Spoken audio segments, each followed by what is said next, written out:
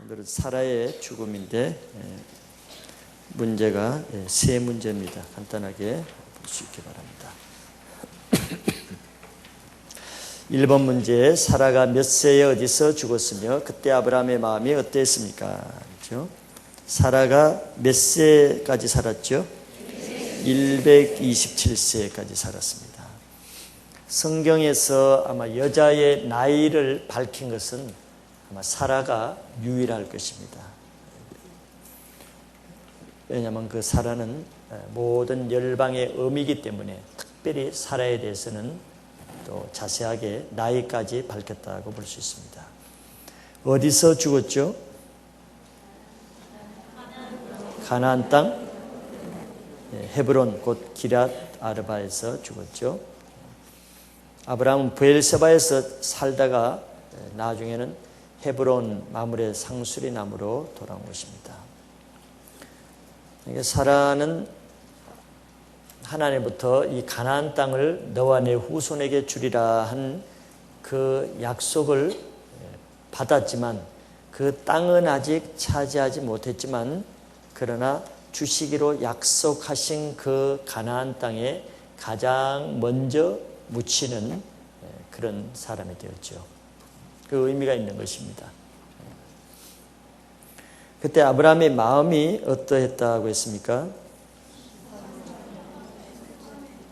슬퍼하며 애통하다가, 그죠?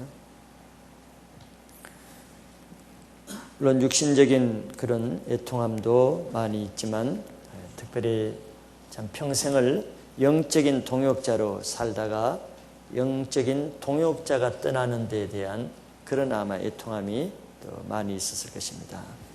같이 이렇게 평생을 부부가 아내와 남편이 믿음으로 연단받고 하나님 앞에서 같은 영적인 동질성을 가지고 평생을 살아간다는 것은 부부에게 최고의 축복이 되는 것입니다.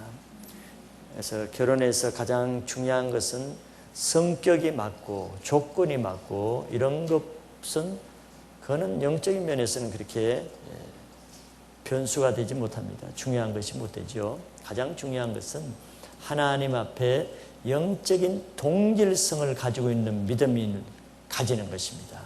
아무리 성격이 같고 똑같은 옐로우라 할지라도 옐로우도요, 믿음이 있는 옐로우하고 불신의 옐로우하고는 서로 안 통해요. 기질이 전혀 다르게 튕깁니다. 기질 이전에 더 중요한 것은 믿음의 동질성을 가져야 돼요. 그래서 우리가 결혼할 때는 저 사람의 성격이 나와 맞나, 조건이 나와 맞나, 학벌이 나와 맞나, 우리 믿는 사람은 그런 물질적인 3차원의 세계 차원에서 결혼 대상자를 바라보면 실패합니다. 그 사람은 영적인 것을 잃어버리게 돼요. 그런 것보다도 그런 조건을 뭐에서 다스려지냐면 4차원의 영적인 조건이 그런 것을 다 상쇄하고 다스리고 감당하고도 남을 만한 그런 능력을 4차원의 영적인 것으로 체험받을 수 있기를 바라야 됩니다. 75세의 아브라함이 본토 친척 아버지 집을 떠난다고 할 때 그것이 쉬운 것이 아니죠. 보통 그렇게 하면 아마 자기 남편을 쉽게 따라 나서기가 쉽지 않습니다. 그러나 사라는 부족했지만서도 아브라함이 75세에 떠난다고 할 때 같이 그 떠나는 것은 굉장히 귀한 동역입니다. 안 그러면 당신은 혼자 떠나든지 아니면 너 죽고 나 죽고 하든지 이혼하든지 뭐 이렇게 되죠. 한 마음으로 쉬운 일이 아니었지만서도 같이 남편과 같이 아브라함의 믿음을 따라서 같이 떠나고 중간중간에 실패도 있었지만 끝까지 하나님을 떠나지 않고 25년 동안 그게 쉬운 우여곡절이 아닌데도 실패도 있었지만 끝까지 아브라함의 믿음에 같이 동역해주고 같이 따라주는 그것이 바로 사라를 열국의 의미로 하나님이 또 세워주신 그 믿음의 중심인 것입니다. 베드로전서 3장 6절에 보면은 성경은 사라에 대해서 이렇게 말하고 있습니다. 사라가 아브라함을 주라 칭하여 복종한 것 같이 너희가 선을 행하고 아무 두려운 일에도 놀라지 아니하므로 그의 딸이 되었느니라. 바로 사라가 자기 남편을 잘 동역한 그 모델, 아주 대표적인 본이 된다고 성경이 그렇게 사라를 칭찬하는 것이죠. 여러분들이 결혼은 세상을 잘 살기 위해서 결혼하는 것이 아닙니다. 믿음의 사람들은 결혼은 결혼을 통해서 하나님을 더 믿음으로 살 수 있는 신앙을 위해서 결혼하는 것이기 때문에 결혼의 배우자는 바로 나와 같이 평생 나와 같은 믿음으로 같이 동역해 줄 수 있고 나와 한마음 한영으로 하나님을 섬길 수 있는 그런 믿음이 있는 사람인가, 그것이 배우자의 결정의 첫째 조건이 되어야 되는 것입니다. 두 번째, 2번, 아브라함이 사라의 장사를 위해 헷 족속에게 무엇을 요청하며 그들의 아브라함을 어떻게 대우합니까?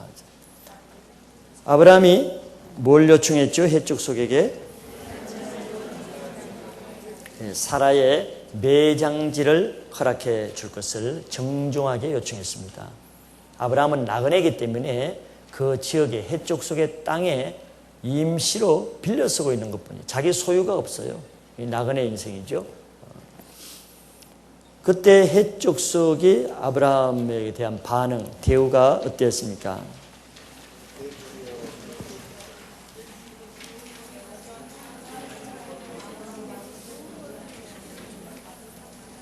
여러분들은 훈련받아야 될 게 하나 있어요. 입을 잘 활용하세요. 말을 잘하세요. 믿음으로. 원래 쉽게 안 됩니다. 여러분들은 마귀의 세력에서 불평하려면 금방 하는데 믿음의 말을 하기는 좀처럼 쉽지가 않아요. 믿음의 말을 자꾸 많이 하는 일에 여러분들 훈련받아야 됩니다. 그게 안 되기 때문에 여러분들이 자꾸 두려움과 걱정과 불신함과 어두움과 소극적인 세력이 여러분들을 잡는 거예요. 그래서 앉아있는 태도부터 바꾸라 그러잖아요. 좀 인생을 개혁해 보세요. 물론 저도 잘하는 사람이 아닌데 저도 적극적으로 그러려고 하는 거예요. 오늘 소감세도 보면은 전부 다 두렵고 소극적이고 자꾸 말을 입을 다물고 생각을 하기 때문에 그러거든요. 입을 다물고 생각하면 머리는 뭡니까? 생각은 사단이 잡는 거예요. 사단이 잡는 걸 풀어내는 것이 말인 것입니다. 말. 입을 밥 먹는 데만 쓰지 말고 하나님의 말씀을 선포하는 데 쓰시기 바랍니다. 제가 지난주에 있는 건 2편을 말씀드려요. 주일날 끝나고 제가 말씀을 전할 때는 지난주에 이렇게 아픈 걸 몰랐는데 말씀을 전하고 이제 끝나고 나니까요, 이게 다시 아파요. 여기가 특별히 잇몸이 아파서 말을 할 수도 없고 음식을 먹으면 아주 통증이 심하고 또 코 안에는 염증이 생겨서 뭐 코도 아프고, 근데 그날 자고 일어나니까 어디 하면 머리가 또 아픈 거야. 그래서 가만 보니까 이거하고 머리하고 연결되어 있더라고. 신경이 여기 아프면서 머리가 아프더라고. 그래서 이제 생각이 뭐가 들어오면 염려가 순간적으로 탁 들어온 거죠. 이거 큰일 나는 거 아닌가? 그래서 이제 겨울을 가지고 입을 이렇게 봤어요. 도대체 뭐 어떻게 하기로 도대체 이렇게 아플 수가 있는가? 나 이렇게 아픈 건 처음이다. 아, 봤더니 안 봐야 되는데 그걸 보니까 막 이 잇몸 밑에 그런 적은 없었는데 완전히 무슨 그 세균 박테리아 같은 것이 갉아먹은 것처럼 잇몸을 다 완전히 갉아먹어가지고요, 잇몸이 다 사가졌어. 아주 이쪽에 아주 길게 사가졌어요. 무슨 염려가 들어오냐면은, 야, 이러다 잇몸이 다 날아가겠다. 이 완전히 입 엄니부터 다 날아가겠다는 생각. 눈으로 보니까 이 장난이 아니야. 그러니 머리가 아플 정도가 되겠다. 그러면서 또 무슨 염려가 또 들어요? 아, 옛날에 들은 바에 의하면 이게 바이러스가 머리까지 올라오면 뇌를 치면 사람이 죽을 수도 있다던데, 혹시 이렇게 해서 내가 죽는 것이 아닌가? 이렇게 죽으면 순교하는 것인가? 자연사인가? 막 이렇게.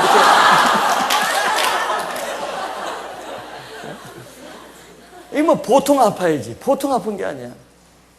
그러나 그 다음날 뭐 병원에 갈 생각도 있었지만 어차피 믿음으로 생각한 거 이제 뭐 죽어나 사나 한번 해보자고 바로 이제 기도하러 올라갔죠.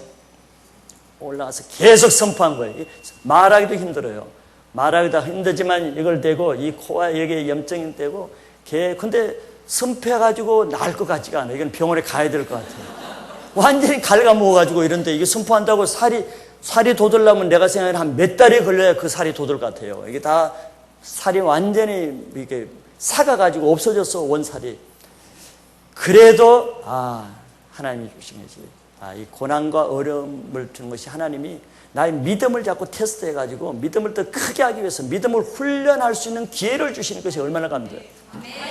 내가 믿음을 훈련 받으려고 해도 훈련 받을 거리가 없으면 못하잖아요. 근데 하나님이 훈련 거리를 주시는 거예요. 믿음을 자꾸 테스트하는 거예요. 그래서 계속 입이 아파서 말을 할 수가 없지만 말로 선포하는 거예요. 내 잇몸은 통증은 사라지고 새살이 돌아가고 깨끗하게 없어지고 약이 없어도 하나님의 기적은 일어난다. 기적이 내게 일어날지어다. 계속 선포해야 돼요. 그 다음부터는 보질 않았어. 보면 걔 믿음이 없어지거든.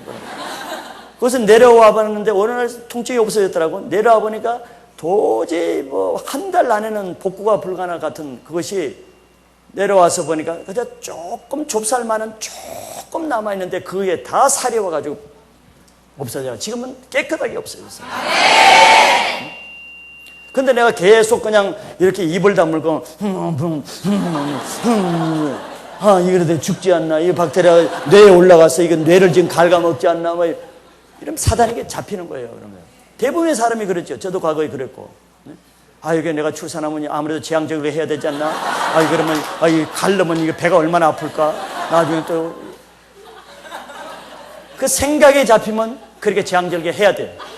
생각에 잡히면. 모든 사람이 그런 것이에요. 두려움의 영에 잡히면. 여러분들 자세를 바꾸라고 암만 했는데도 변 안 된 사람은 자세를 다 그 자세를 하고 있거든요. 아직 말귀를 못 알아듣죠? 자기가 모르고 말귀를 못 알아듣기 때문에 바뀌는 거라고. 근데 인생이 바뀌려면은 생각이 바뀌고 생각이 바뀌어야 태도가 바뀌고 태도가 바뀌어야 행동이 바뀌는 거거든요. 그 사람이 왜 안 바뀌는지 아직 생각에 굳어진 생각을 안 바꾸기 때문에 그런 거라고. 아니 나이가 한 60, 70 된 사람은 내가 이해가 돼요. 굳어졌기 때문에. 나이가 이제 30, 20, 30대에서 아직 생각이 그리고 또 있으면은 장래가 심히 걱정이 아니라 기대가 됩니다. 어떻게 바뀌어질까 기대가 됩니다. 그래서 믿음의 말은 적극적으로 여러분들 말하는 연습을 해야 됩니다. 신앙은 실제예요, 실제. 이걸 모르는 사람은 이걸 뭐 창피하게 여기고 자존심 상하게 여기고 그런 사람 벌써 이미 진 거라고. 그게 태도입니다. 그 태도를 바꾸세요. 겸손한 태도를. 변화 안 될 사람은 변화 안 될 태도를 가지고 있잖아요.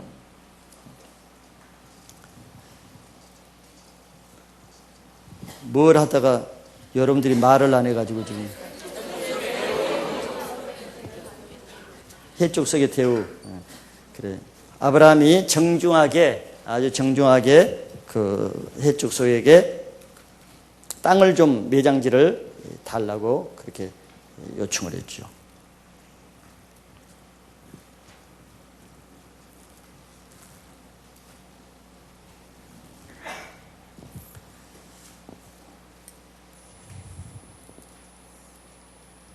그때 해족속이 어떤 반응을 보였습니까?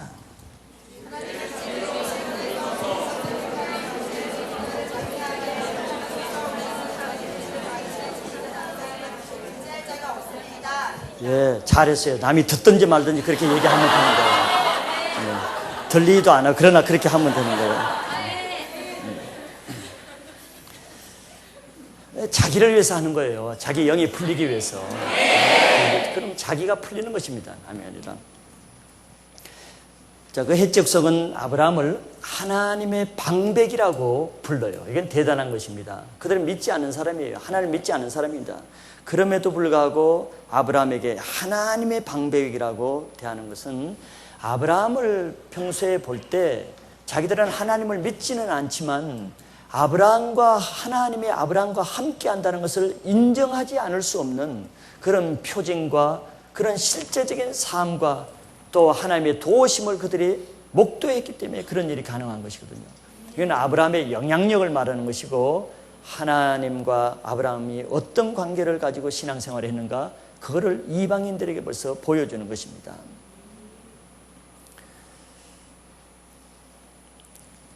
신명기 28장 1절에 보면은 하나님이 복 주시는 방법을 이미 우리에게 가르쳐 줬죠. 내가 내 하나님 여호와의 말씀을 삼가 듣고 내가 오늘날 내게 명하는 그 모든 명령을 지켜 행하면 내 하나님 여호와께서 너를 세계 모든 민족 위에 뛰어나게 하실 것이라. 우리 인생을 누가 좌우하시죠? 하나님이 좌우. 이거 믿으시기 바랍니다. 아브라함이 이렇게 해쪽 소가에서 방배라고 높임을 받고 정말 사방이 평안하고 평생 그는 겁으로 평안하게 사는 것은 아브라함의 노력으로 된 게 아니죠. 왜 그랬다고 신명기에서 말합니까? 그가 오늘날 하나님 여호와의 말씀을 삼가 듣고 순종했기 때문에 하나님이 그런 모든 세계 민족 위에 뛰어나게 하나님이 그를 높여주신 거예요. 아멘. 오늘 제가 3부 예배 때도 얘기했지만 제일 불쌍한 사람이 불평하는 사람이에요. 조금만 뭐 교회 안 나온다, 조금 뭐 양말 빵꾸 난다, 교회 안 나온다, 기분 나빠요, 교회 안 나온다. 그런 신앙 무슨 신앙?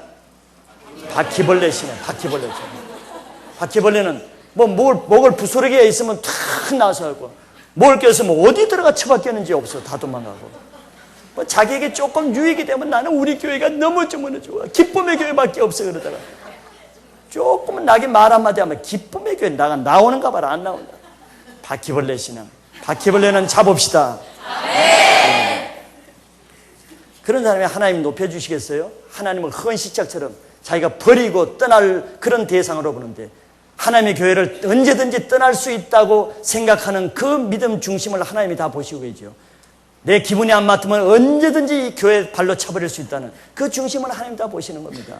그렇게 해놓고 그 인생이 복되길 바랍니까? 하나님은 하나님을 존중히 여기는 사람을 복을 주고 하나님을 멸시하는 자라면 그 사람을 멸시하는 거예요. 아브라함처럼 평소에 하나님께 순종하는 자는 그가 묵묵히 순종하는 것만큼 하나님이 높여주신 거예요. 그런데 하나님을 상대로 사세요. 사람을 상대로, 환경을 상대로 사지 마세요. 그런 비천하고 찰랑거리고 천박한 신앙에서 벗어나시기 바랍니다.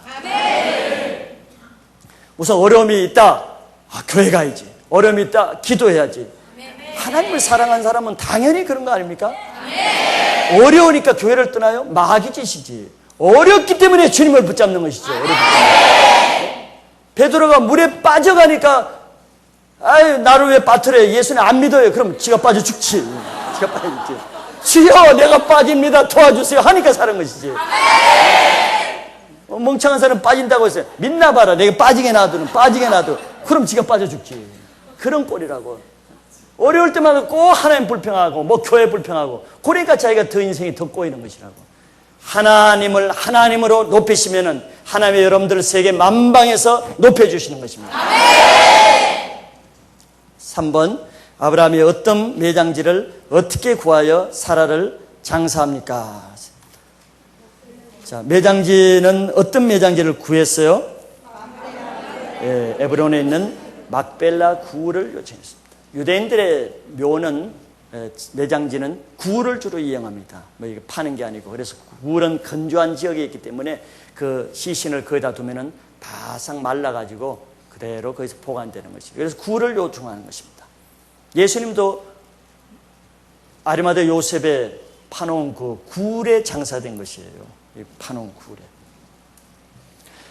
어떻게 구해서 사라를 장사를 하죠? 어떻게 그것을 얻게 되었습니까?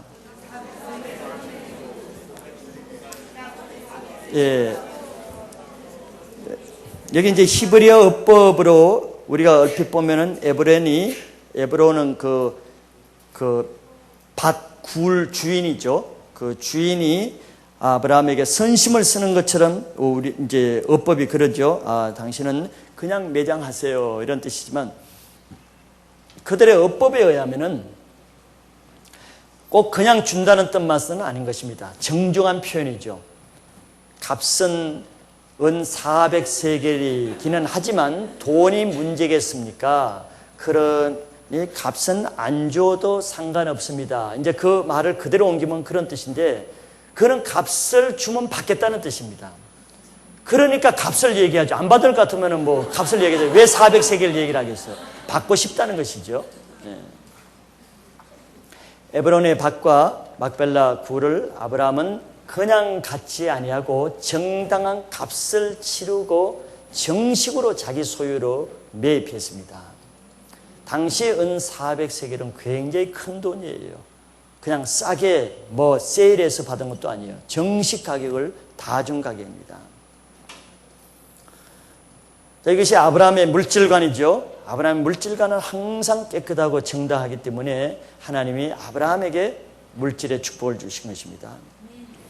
다윗도 하나님께 예배드릴 땅과 재물을 그 사무엘서에 보면 아레우나 타작마당이라고 여러분 들어보셨죠? 아레우나라는 그 땅 주인이 다윗에게 왕이시여 당신이 하나님께 제사를 드린다면은 내가 모든 땅과 그게 필요한 번제물과 나무를 다 그냥 제공하겠습니다. 그냥 무료로 제공하겠다는 제의를 했습니다. 얼마든지 받을 수가 있어요. 왕이기 때문에 또 자기 개인을 위해서 그런 것이 아니라 나라를 위해서 번제를 드리는 것이기 때문에. 그러나 다윗은 그것을 그냥 받지 않았습니다. 이게 분명히 믿음의 사람들에게 물질관인 것입니다. 내가 그냥 받을 수도 있지만 아레오나에게 정당한 값 은 50세겔을 지불하는 거예요. 사무엘하 24장 제가 한번 읽어드리면 이렇게 나와 있습니다. 왕이 아레오나에게 이르되 그렇지 아니하다. 내가 값을 주고 내게서 살이라. 값 없이는 내 하나님 여호와께 번제를 드리지 아니하리라 하고 은 50세겔로 타작마당과 소를 사고 그곳에서 여호와를 위하여 단을 쌓고 번제와 화목제를 드렸더니 이에 여호와께서 그 땅을 위하여 기도를 들으시매 이스라엘에게 내리는 재앙이 그쳤더라 그랬어요.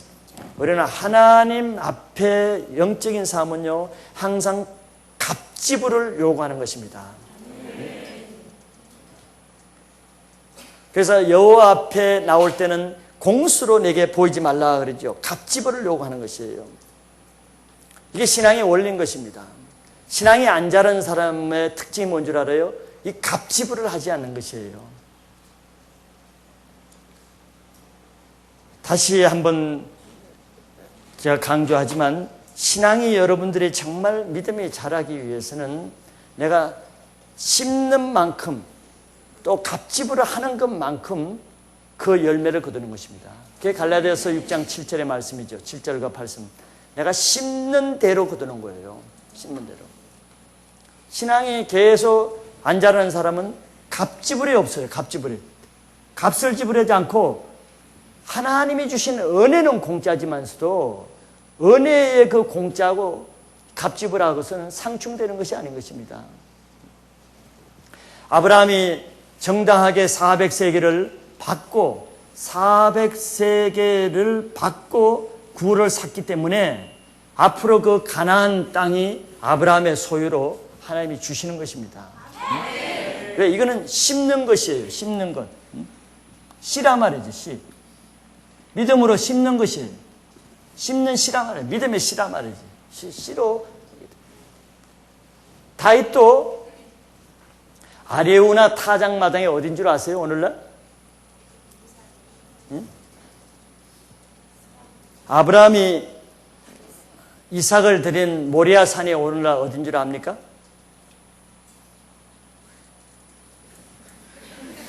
이때는 쓸데없이 입 벌릴 필요는 없어요. 모르면 가만히 있어도 돼요. 아브라함이 모리아 산에서 예배 드린다가 어디냐면 오늘날 이스라엘에 성전이 있는 성전터입니다. 솔로몬이 성전에 지어진 성전터예요. 굉장히 의미 있는 것입니다. 하나님은 어디에다가 하나님의 최초의 성전을 짓게 하셨냐면은 아브라함이 하나님을 위해서 자기 아들 이삭을 드린 그 장소에 하나님의 집을 짓게 하신 거예요. 하나님의 헌신 위에다 그 집을 짓는단 말이에요. 그리고 여기 다윗이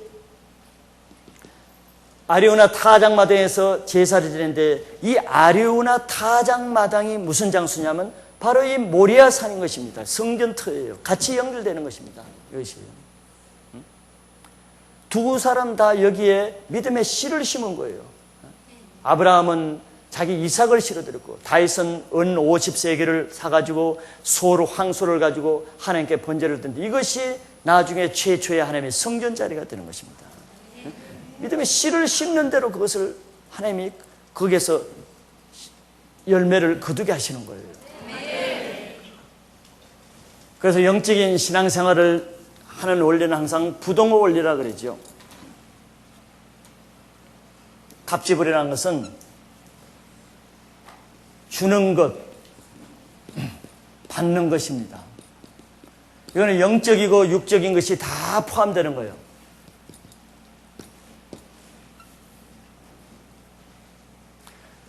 내가 받는 것보다 항상 주는 것, 내가 얻는 것보다 씹는 것이 많아야 내게 유익합니다. 육적으로 영적으로. 내가 신앙이 자라요. 그런데 내가 이렇게 거꾸로 되면은 내가 받는 것에 비해서 주는 것이 적으면은 내 신앙은 점점 내 신앙의 믿음이 빼앗겨지는 것입니다. 받는 것에 의해서 내 신앙이 그만큼 소진되는 것입니다. 사도행전 20장 35절에 주 예수께서 말씀하신 바 주는 자가 받는 자보다 복이 있다 하셨느니라. 분명히 성경에 원리는 것입니다. 그래서 신앙이 안 자라는 사람은 계속 세일장에게 뭘 요구하죠. 계속 받아달라고 위로받기를 원하고 이해받기를 원하고 섬김받기를 원하고 다 뭐 사달라고 그러고 멍청한 신앙생활을 하는 것입니다. 그러면 그럴수록 그 사람은 점점 더 육적이 되는 거예요. 영이 죽어버리는 것입니다. 여러분들. 받으면 받을수록 받는 것이 주는 것보다 많은 말수록 그 사람의 영은 죽어버리는 거예요. 육적이 되는 것이에요. 그 사람이. 영이 열리지 않은 사람입니다. 그러면 그렇게 계속 주는 사람은 완전히 고갈됩니까? 그 사람은 주는 것이 받는 것보다 많기 때문에 그 사람은 영은 자꾸 자라고 열리는 것이에요. 특별히 영적인 것에서는 로마서 15장 말씀이나 갈라디아서 5장 말씀이라 하는데 보면 영적인 것과 육적인 것에서 항상 로마서에는 세 가지 안내도 다 나왔죠. 내가 영적인 것을 받는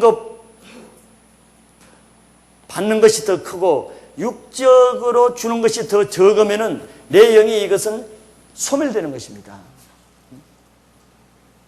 한 가지 예를 들면 내가 영적으로 은혜를 많이 받는데 하나님 앞에서 뭐 예물을 드린가 감사 헌금을 하는가 이것이 적으면 그 은혜가 오래 유지되지 않습니다. 영적으로 너에게 줬어요. 육적으로 받는 것이 마땅하지 않느냐. 로마서의 사도 바울이 그렇게 이야기하죠. 항상 받는 것보다는 주는 것이 많아야지 받는 것은 많은데 주는 것이 인색하다. 그것은 오래 가지 않습니다. 그건 뿌리가 말라버리는 거예요.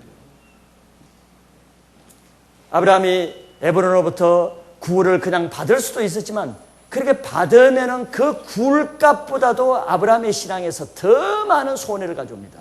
엄청난 손해를 가져오는 거예요. 그 굴값 400세겔을 주는 것이 장차 그 가나안 전체 지경을 아브라함 후손이 차지하게 되는 것이에요. 항상 주는 신앙을 해야 됩니다. 어느 단계로 받는 것보다는 많은 부동호가 유지되도록 주는 신앙을 해야 되는 것이에요. 내가 하나님의 은혜를 받았다. 내가 하나님께 더 헌신하는 것이 은혜 받은 것보다 클 때 그 은혜가 유지되면서 더 크게 되는 거예요. 내가 은혜를 받았는데 그것을 누리고 드리고 헌신하는 것은 적으면 그 은혜 얼마 가지 못합니다. 그거는 복이 없는 것이에요. 그런 은혜는. 그러니까 그런 사람은 다 은혜 받아서 쏟아버리고 또 은혜 받고 쏟고 아주 빈곤의 악순환을 한단 말이지. 주는 신앙을 하고 받는 신앙을 하고 교회에서 은혜 주시고 우리 가족들 축복 주시고 우리 축복해 주시고 늘 받는 기도만 하는 거예요.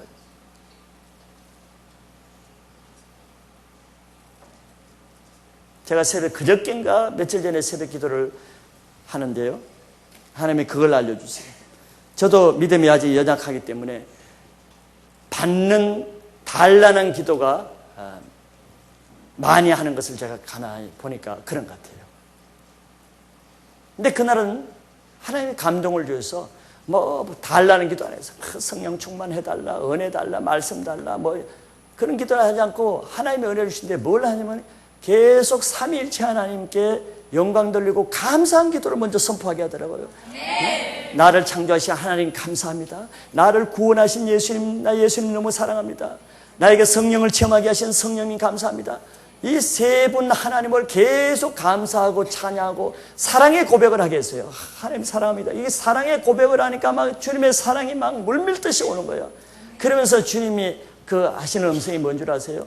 하나님은 내가 달라 그러고 하나님 구하려고 그러는 이런 기도하는 걸 다 좋아하는 것이 아니라 그런 기도보다도 내가 하나님께 드리는 기도를 훨씬 더 기뻐하신다는 겁니다.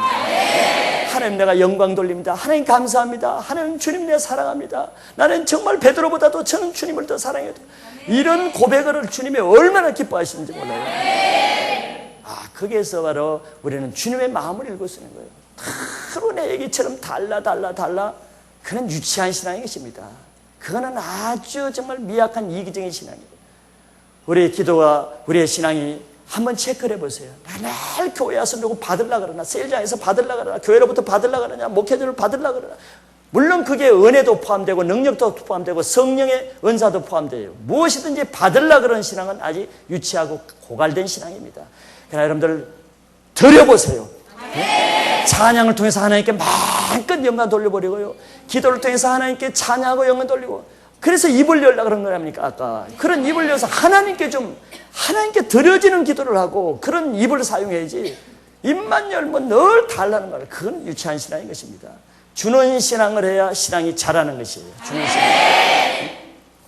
인생의 신앙의 좀 패턴을 바꿔보세요. 표정부터 좀 바꾸시라고. 눈빛부터 좀 바꾸고, 자리부터 좀 바꾸고, 태도부터 바뀌고, 쓰는 것부터 바꾸고, 좀 하나에서 끝까지 자기를 체크해보고, 내가 지금까지 요렇게 했다면 반대로 한번 바꿔보세요. 반대로. 그래야 내가 바뀌지. 예전처럼 똑같이 하는데 내가 어떻게 바뀌겠어요? 새롭게 되기를 원합니까? 생각을 바꾸세요. 생각이 바꾸면 내 태도가 바뀌어지는 것입니다. 10주년을 맞이해서 하나님 우리를 더 지금까지도 부족함이 없이 인도하셨지만요, 아마 10주년을 위해서 우리 교회를 더 한 단계, 넥스트 스텝이라고 전에 이 계단을 만들어냈죠. 다음 단계로, 아마 어느 단계쯤인지는 몰라도 다음 단계로 분명히 올리십니다. 새 시대를 항상 뉴 제너레이션을 일으키기 때문에 이 새 시대에 여러분들이 올라가려면 여러분들이 이전의 패턴, 태도를 바꿔야 돼요. 생각을. 그래서 다 이 단계로, 새로운 단계로 넘어가셔서 올라오시길 바랍니다.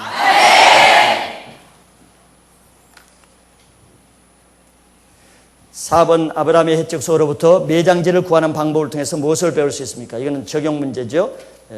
하나님이 유업으로 주실 땅이지만 400년이 지나면은 자기 땅이지만서도 400년이 되기 전까지는 정당한 값을 주고 심는 것입니다. 아멘. 앞으로 자기 후손들이 이 땅을 차지할 것을 바라보고 그 땅에 자기 아내를 매장시키는 거예요. 아멘. 이것이 믿음인 것입니다. 바라보면서.